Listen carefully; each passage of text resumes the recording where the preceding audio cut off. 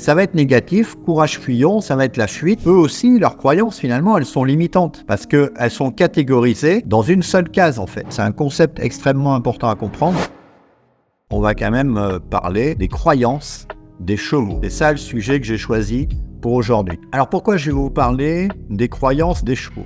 Tout simplement parce que jeudi dernier, j'ai fait un cours pour mes clients où je leur ai parlé des croyances des humains. J'ai parlé des croyances des humains pendant 1 heure parce que c'est un sujet essentiel pour la gestion des humains et on n'en parle pas beaucoup. J'ai abordé ce sujet sous l'angle de la déshypnose, qui est un angle particulier. Et sachant qu'une croyance, c'est toujours limitant en fait. Ça nous limite toujours. Mais les croyances, elles nous sont nécessaires pour prendre des décisions. Si on n'a pas de croyances, on va pas pouvoir prendre de décisions parce qu'on va mettre beaucoup trop de temps.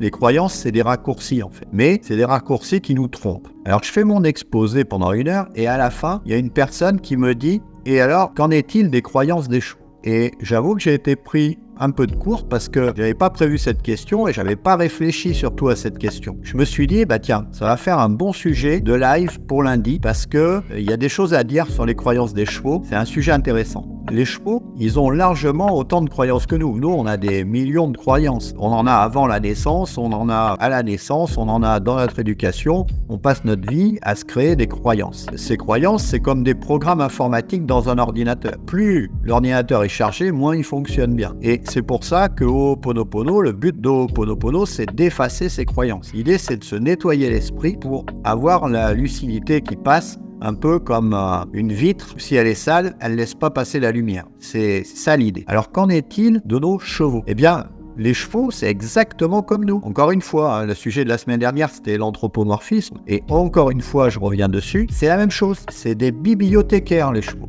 Ils ont une bibliothèque d'événements dans leur cerveau. Ils ont une très grosse mémoire, ils se souviennent de tout. Les informations arrivent et les chevaux vont les classer dans la bibliothèque. Ça va devenir des croyances. Il va falloir leur laisser le temps de les classer, les informations. Parce que si on les empêche, comme font 80% des cavaliers, eh bien, ils vont les classer par précaution dans le négatif. C'est normal, puisqu'on ne les a pas laissés réfléchir et prendre leurs décisions. Il arrive quelque chose, aussitôt, ça va être négatif, courage fuyant, ça va être la fuite, parce qu'ils n'ont pas eu le temps de le classer dans la bibliothèque. Voilà déjà un vrai problème. À partir de là, comment les chevaux classent les informations dans leur bibliothèque ? Ils ont 3 critères, ils sont beaucoup plus simples que nous. Le premier critère, c'est dangereux. Donc c'est dangereux, il faut fuir, il faut s'éloigner, il faut l'éviter, il faut combattre, il faut réagir. Ça, c'est la première réaction possible. Deuxième réaction possible, ça fait partie du paysage, on s'en fout, ça n'a pas d'impact sur nous, c'est neutre. Et le troisième classement, c'est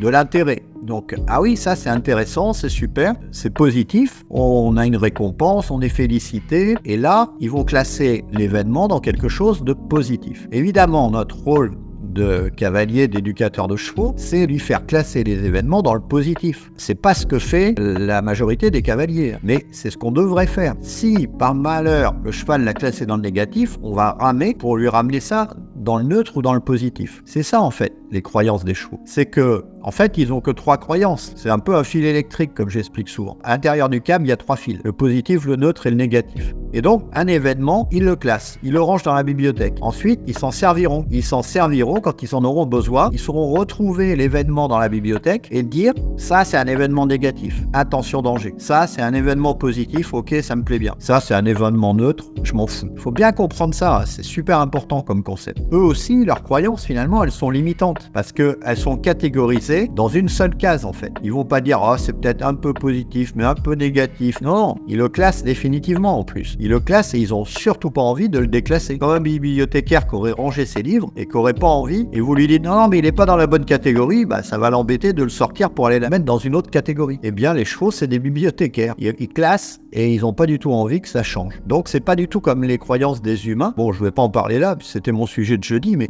c'est beaucoup plus complexe. Mais pour un cheval, c'est finalement extrêmement simple. Quand on a compris ce concept, on peut faire énormément de choses avec ça. Je connais pas beaucoup de personnes qui en parlent, malheureusement. Une chose que j'ai oublié quand même de vous dire, c'est que une croyance, comment elle s'incruste dans la mémoire à long terme du cheval, c'est par les émotions. Plus l'émotion associée à la croyance va être forte, et plus ça va s'incruster fortement. Et ça, c'est exactement pareil avec les humains. C'est encore un point commun. Et les chevaux, ce sont des êtres émotifs, par définition. Ils sont encore plus émotifs que nous. Même s'il y a des personnes personnes qui sont quand même très émotives. Mais bon, les chevaux sont pires normalement. Ils arrivent à faire plus. Donc, il faut tenir compte de ça. Parce que plus il va y avoir des motifs et plus le cheval va catégoriser sa croyance. Plus ça sera difficile de le faire changer d'avis. Il faut bien y réfléchir avant. Je vous ai parlé de l'ordinateur. Le cheval, c'est un peu un ordinateur lent. Un ordinateur qui est pas trop récent et qui travaille lentement. On a tendance, quand on a un ordinateur qui travaille lentement, à cliquer tout le temps comme si on voulait le faire accélérer. Quand on clique, il se passe rien, donc on va recliquer. Et puis au bout d'un moment, il va nous sortir 10 trucs sur lesquels on a cliqué, mais il y a 5 minutes qu'on a cliqué dessus. Eh bien, un cheval, c'est un peu pareil. C'est un ordinateur lent. Il faut lui laisser le temps d'assimiler les informations et c'est pas la peine de cliquer en permanence tant que l'information n'est pas assimilée. On va lui laisser le temps pour digérer les informations. C'est un concept extrêmement important à comprendre qui permet de faire beaucoup de choses avec les chevaux et de les faire évoluer de façon positive et surtout qui permet de régler des problèmes antérieurs en fait. C'est ça aussi, c'est qu'on n'est pas responsable de tout leur comportement. Ils ont un passif. On est obligé de faire avec et on est obligé de leur faire changer d'opinion. Donc, il faut qu'ils aillent chercher le livre dans le rayonnage où il est mal classé pour aller le mettre dans le rayonnage où il sera à sa place. Et ça demande un peu de temps, un peu de travail.